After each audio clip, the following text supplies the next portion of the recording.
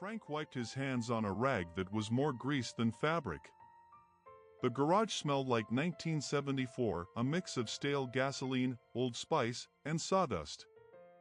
In front of him sat the beast, a 1967 Ford Mustang, powder blue. It had seen better days, just like Frank. His knees popped every time he squatted, a reminder that he wasn't a spring chicken anymore. He was 72, and his back felt every single year of it. But he had to fix the carburetor. He had made a promise. "Frank?"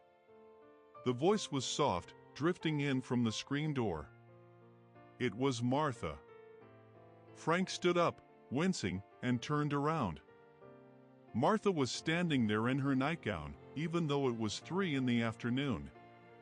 She looked fragile, like a dried flower pressed between the pages of a heavy book. "I'm here, Marty," Frank said, softening his gruff voice.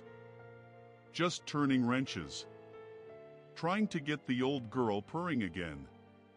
Martha stared at the car blankly. "Whose car is that?" The question hit Frank like a punch to the gut. It was a physical blow. He gripped the fender to steady himself. This was the car they drove to Niagara Falls on their honeymoon. This was the car she screamed in when she went into labor with their son, David. "It's ours, honey," Frank said, forcing a smile that didn't reach his eyes. "Remember? We bought it from that slick salesman in Philly. Cost us an arm and a leg." Martha tilted her head. The fog behind her eyes cleared for a split second, a cruel trick of the disease. "Oh," she whispered. "The Bluebird." "Yeah. The Bluebird." "Are we going somewhere?" she asked, clutching her robe. "You bet your bottom dollar we are," Frank lied. Well, it was half a lie. "As soon as I get this hunk of junk running, we're going to see the ocean. Just like we said." Martha smiled, a ghost of the girl he met at a drive-in theater 50 years ago. Then, just as quickly, the fog rolled back in. She looked at the lawnmower in the corner. "Frank, where's my mother?" She said she'd be right back. Martha's mother had died in 1988. Frank swallowed the lump in his throat. This was the psychology of the long goodbye, mourning someone who was standing right in front of you. It was a living grief, the doctors called it. Frank just called it hell. "She's running errands, Marty. Why don't you go inside and catch your soap operas? I'll be in soon to fix us some chow." She nodded obediently, like a child, and shuffled back inside. Frank turned back to the engine.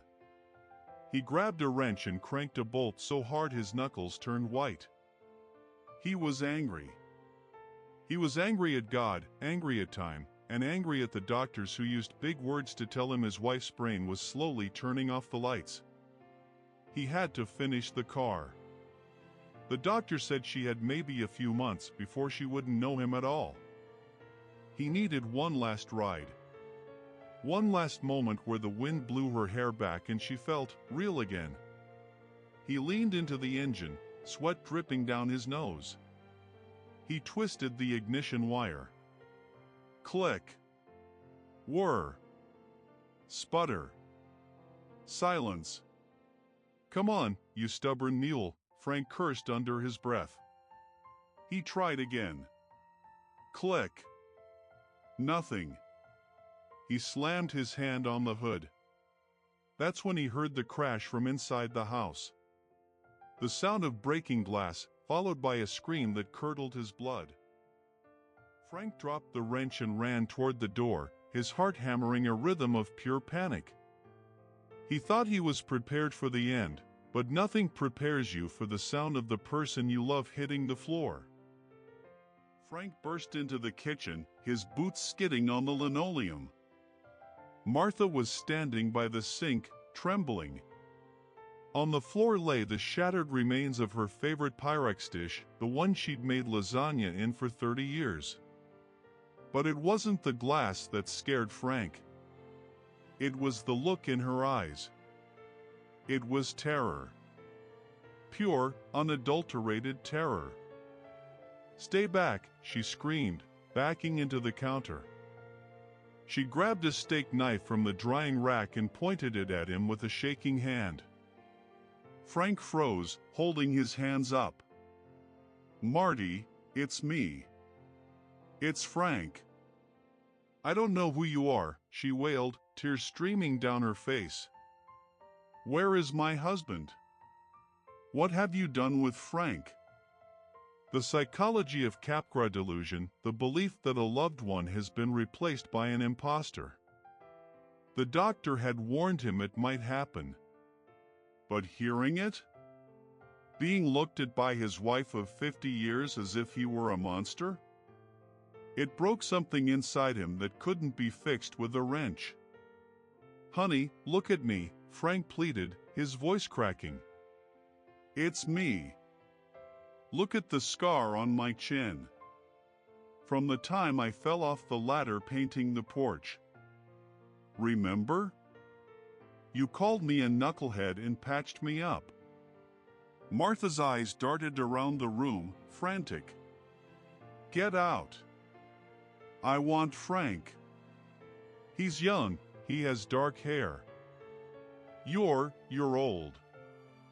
Frank felt the weight of his age then. The sagging skin, the gray hair, the liver spots. In her mind, Frank was still 25, fresh from the service, wearing his green fatigues. This old man standing in her kitchen was a stranger. "Okay," Frank whispered, tears stinging his eyes. "Okay, ma'am. I'm leaving. I'll go find Frank for you." He backed out of the room slowly, his heart shattering with every step. He went out to the back porch and sat on the steps, burying his face in his grease-stained hands. He sobbed. He cried for the woman inside who was lost in time, and for himself, the man who had been erased from her world. He sat there for 20 minutes, listening to the cicadas hum. Eventually, the back door opened. He flinched, expecting the knife. Instead, he felt a soft hand on his shoulder.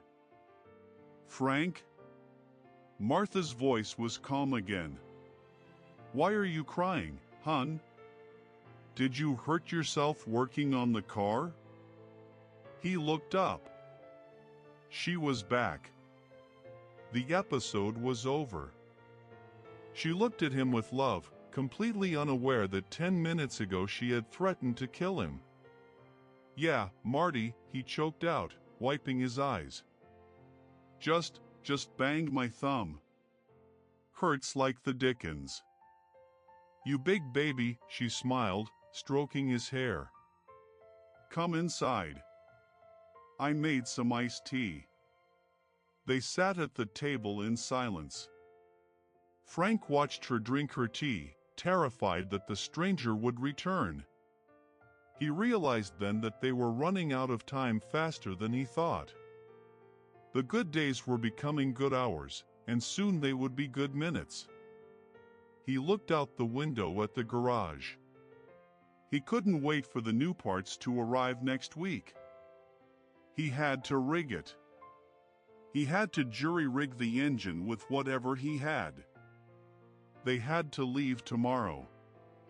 He put his hand over hers. "Marty, pack a bag. We're blowing this popsicle stand in the morning." "Where are we going?" she asked, eyes wide. "To the ocean," he said. "We're going to catch the sunrise." That night, as Frank lay awake listening to Martha's breathing, he went to the closet to get his old road map. As he pulled it down, a small, velvet box fell from the top shelf and tumbled open. Inside was a silver locket he had bought for their 50th anniversary next month. He picked it up, and a cold dread washed over him. He realized he might not be the one to give it to her. Or worse, she might not be there to receive it. The next morning was crisp. The Mustang, held together by duct tape, prayer, and Frank's sheer willpower, roared to life. It coughed a cloud of black smoke, but it idled. That was enough. He helped Martha into the passenger seat. She was wearing her Sunday best and a scarf around her hair, looking like a movie star from the 50s. She seemed lucid, happy. "This is copacetic, Frank," she laughed as they pulled out of the driveway. "Look at the neighbors staring. They're just jealous." Frank gunned the engine. Let them stare. They hit the highway. For 2 hours, it was perfect. The radio played Motown, and Martha sang along, remembering every word to My Girl even though she couldn't remember what she had for breakfast. Music sits in a different part of the brain, deep in the emotional core. It's the last thing to leave. They stopped at a diner off Route 66 for lunch. It was one of those chrome and neon joints that tried too hard to look retro. They sat in a booth. The waitress, a young girl with a nose ring and a tattoo on her neck, popped gum.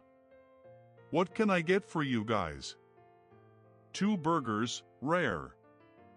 "And 2 chocolate malts," Frank ordered. Martha looked at the waitress. "You remind me of my sister, Betty." The waitress looked bored. "That's nice." "Betty died," Martha said flatly. "Polio." The waitress paused, uncomfortable. Sorry to hear that." "It's okay," Martha said, her eyes drifting. "She was a pain in the neck anyway. Always stealing my lipstick."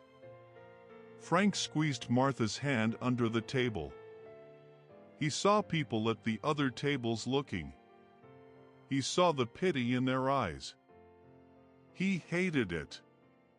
He hated being the cute old couple that people felt sorry for.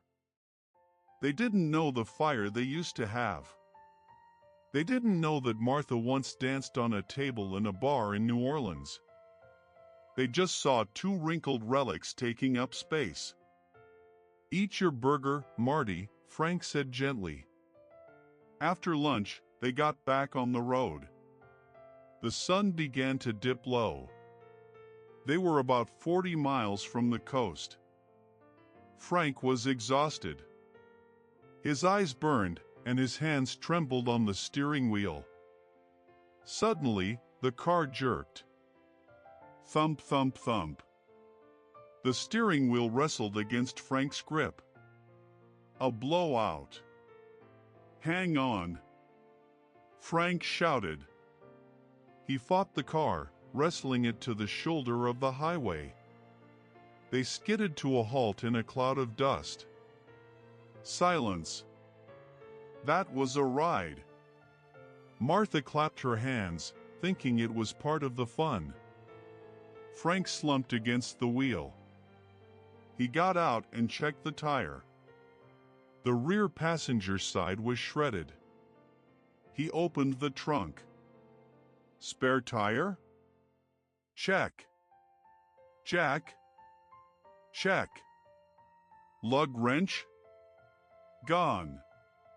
He must have left it on the workbench in his haste. Frank kicked the dirt. Damn it.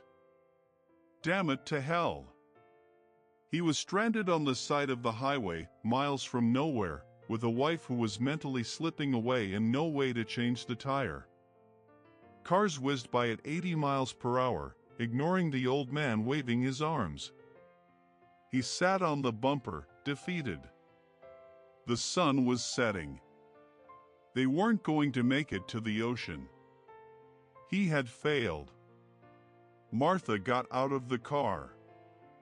She walked over to him and sat down in the dirt beside him, ruining her Sunday dress.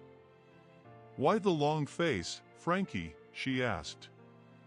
I blew it, Marty. No ocean. No sunrise. Just a flat tire in the middle of nowhere. Martha looked at the horizon, where the sky was turning purple and orange. It's pretty here, though. Frank looked at her. She wasn't looking at the ocean. She was looking at him. Martha reached into her purse and pulled out something Frank hadn't seen in 20 years. It was a pack of cigarettes. She lit one with a shaky hand, took a drag, and looked him dead in the eye with a clarity that was terrifying. Frank, she said, her voice dropping the confused tone completely. I know. Frank stared at her. You know what, Marty? I know I'm losing my marbles, she said, blowing smoke into the cool evening air. I know I forget things. I know I scare you. Frank felt a tear slide down his cheek. You don't scare me, honey. I scare myself, she admitted. It's like being in a room where the lights keep going out. And every time the lights come back on, the furniture has moved. She leaned her head on his shoulder. I know why you wanted to go to the ocean. You wanted to say goodbye while I was still here. Frank broke down. He wept, holding onto her as the cars rushed by, indifferent to their tragedy. I'm not ready, Marty. I can't do this alone. I'm just a grease monkey. You're the brains. You're the heart. You'll be fine, she whispered. You're tough. You're my soldier. She took his face in her hands. Her skin was paper thin, warm and soft. Frank, listen to me. When I get to the point where I don't know you, promise me you won't be angry. Promise me you won't try to force me to remember. Just hold my hand. That's all I'll need. Just the touch. I promise, Frank choked out. And one more thing, she smiled, a mischievous glint in her eye. Don't you dare let that hussy next door, Mrs. Higgins, bring you casseroles. She can't cook to save her life. Frank laughed. A genuine, wet, shaking laugh. Deal. A truck eventually pulled over. A young man with a beard and a trucker hat jumped out. Looks like you folks are in a jam, he said. You could say that, son, Frank said, standing up and helping Martha. Need a lug wrench. I got you covered, Pops. They changed the tire. The young man refused to take any money. My grandpa drove a Mustang just like this, he said. You take care of her. I will, Frank said, looking at Martha. I will. They didn't make it to the ocean that night. They checked into a cheap motel with a flickering neon sign. They lay in the bed, holding hands. The TV was on low, playing reruns of an old sitcom. Frank? Martha asked in the darkness. Yeah, honey? Did we go to the ocean? Frank turned to look at her. The clarity was gone. The fog was back. She looked confused, vulnerable. Frank swallowed hard. He thought about the flat tire, the dust, the breakdown on the side of the road. Then he thought about the conversation in the dirt. The most honest conversation they'd had in years. Yeah, Marty, Frank whispered. We did. It was beautiful. The water was blue, and the sun was gold. And you looked just like an angel. Martha smiled, closing her eyes. That sounds nice. I'm glad we went. She fell asleep within minutes. Frank lay there, listening to the hum of the air conditioner. He knew this was the beginning of the end. The real last ride wasn't the car trip, it was this. Sitting beside her while she slowly faded into the static. He reached into his pocket and pulled out the velvet box, the locket. He opened it. Inside was a picture of them from 1972, windblown and young. He gently placed it on the nightstand. He wouldn't give it to her tonight. He would save it for tomorrow. And if she didn't know who gave it to her, that was okay. Because he knew. Frank turned off the lamp. "Good night, Bluebird," he whispered into the dark. And for the first time in a long time, he slept without fear. He knew the road ahead was rough, but as long as he was holding the wheel, they would get there. Wherever there was.